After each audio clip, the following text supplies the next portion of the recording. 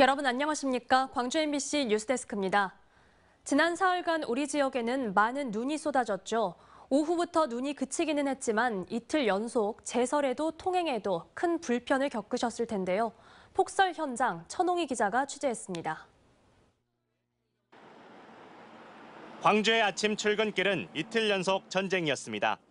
빙판길을 걱정한 시민들은 승용차를 두고 대중교통을 이용했지만 평소보다 출근 시간이 더 걸리는 것은 어쩔 수 없었습니다. 눈이 거의 한 10cm 이상 온 것 같아요. 네, 차를 좀 놓고 왔거든요. 너무 많이 와가지고. 평소보다 한 20분? 그 정도 걸린 것 같아요. 더 늦게 걸린 것 같아요. 눈이 쌓여가지고 버스가 기어가서 좀 늦는 것 같아요, 확실히. 공무원과 시민들은 눈을 치우느라 힘든 하루를 보냈습니다. 눈이 엄청 많이 왔어요. 어제도 쓸고, 어제도 오전, 오후 쓸고, 오늘도 오전 이제 나왔어요. 힘들어요. 광주 광산구에는 최대 26cm의 눈이 쌓였고 장성에도 20cm가 넘는 눈이 내리는 등 광주 전남에 눈이 쏟아지면서 곳곳에서 큰 불편과 혼잡이 있었습니다. 길가에 있는 이 벤치를 보면 밤새 눈이 얼마나 쌓였는지 알 수 있습니다. 직접 자로 한번 재보니 눈이 20cm 넘게 쌓여 있습니다. 건물 꼭대기에 날카로운 고드름 수십 개가 위태롭게 매달려 있습니다. 고드름이 떨어질세라 식당 주인은 급기야 정문을 폐쇄하고 고드름 주의 안내문을 붙였습니다. 네, 아침에 여기 쓸고 있길래 위험하다고 나오라고 하고 소방 신고를 했죠. 네, 좀 띄워주고 가라고. 근데 골목이 좁다고 사다리가 못 왔어요. 그래서 위에는 못 뛰고 지금 밑에만. 새벽에는 광주 광산구의 한 공원에서 경사면에 있던 소나무가 눈의 무게를 견디지 못하고 쓰러져 자동차 2대를 덮치는 등 지난 사흘간 광주시와 전라남도에 접수된 눈길 사고만 120여 건에 달했습니다. MBC 뉴스 천홍입니다.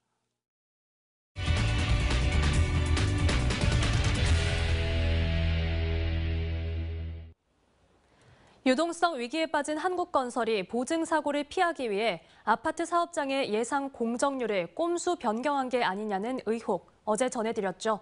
그렇다면 보증사고 여부를 판단하는 기관인 주택도시보증공사는 그동안 어떤 일을 한 건지 따져봤습니다.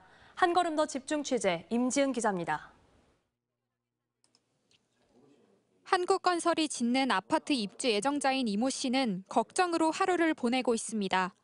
그동안 한국건설이 대신 내주던 월 70만 원의 중도금 이자를 유동성 위기에 빠진 건설사 대신 내야 한다는 사실만으로도 힘든데 건설사가 공정률 변경을 통한 방법으로 보증사고를 회피한 것 아닌지 의심되는 상황을 알게 됐기 때문입니다.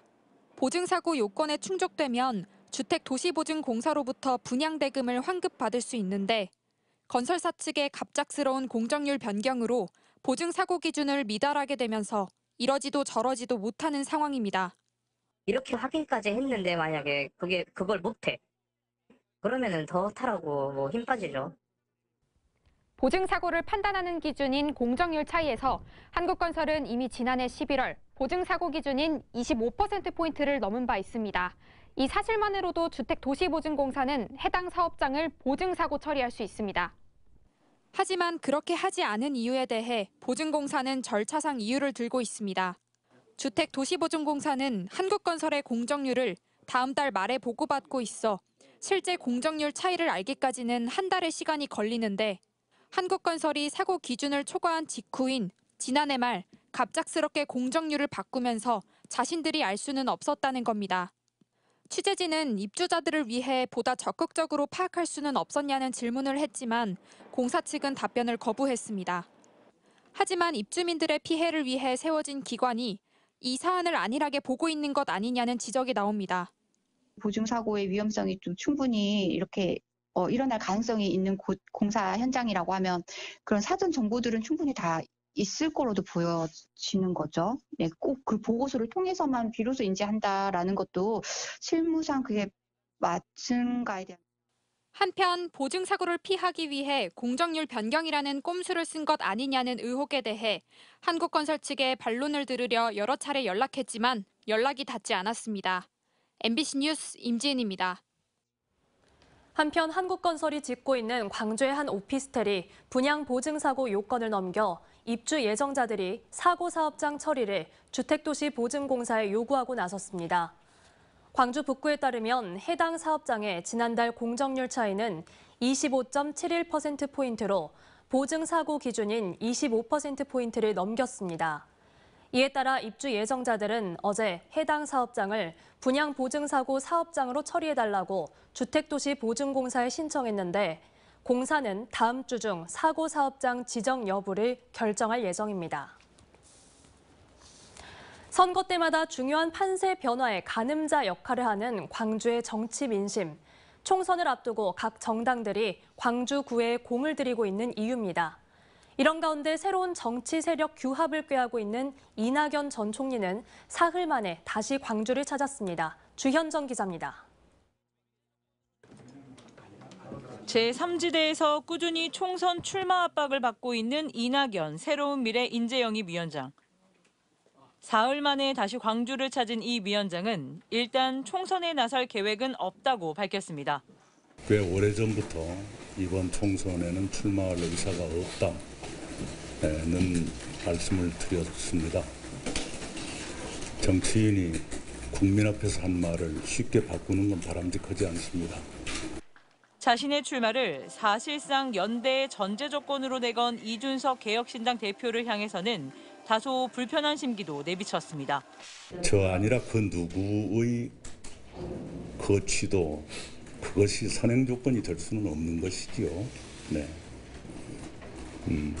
각 개인의 충정에 맡겨야 되는 것 아닌가요? 네. 다만 가까운 지지자들도 출마를 권유하고 있는 만큼 시기를 못 박을 수는 없지만 늦지 않게 최종 여부를 결정하겠다며 출마의 가능성도 열어두었습니다. 호남에서 신당 바람이 미비하다는 지적에 대해서는 아직 예열 중이라고 말했고 현 민주당의 도덕적 둔감성으로는 정권 심판도 정권 교체도 할 수 없다고 평가절하하며 대한정당의 당위성을 강조했습니다. 이낙연 위원장의 광주 방문은 이달에만 3번째입니다. 자신의 최대 정치적 기반인 호남에서 지지부진한 제3지대의 통합 시계의 속도를 높여보겠다는 보관으로 읽힙니다. 이 위원장은 늦어도 이번 주 민주당 탈당 의원들이 주도하는 미래대 연합과의 합당 협의를 마무리하겠다고 밝혔습니다. 이준석 양양자 신당도 합당을 선언하는 등 빨라지고 있는 제3지대의 결집이 유권자들에게 얼만큼의 호소력을 가질지 이번 총선의 변수가 될 전망입니다. MBC 뉴스 주현정입니다.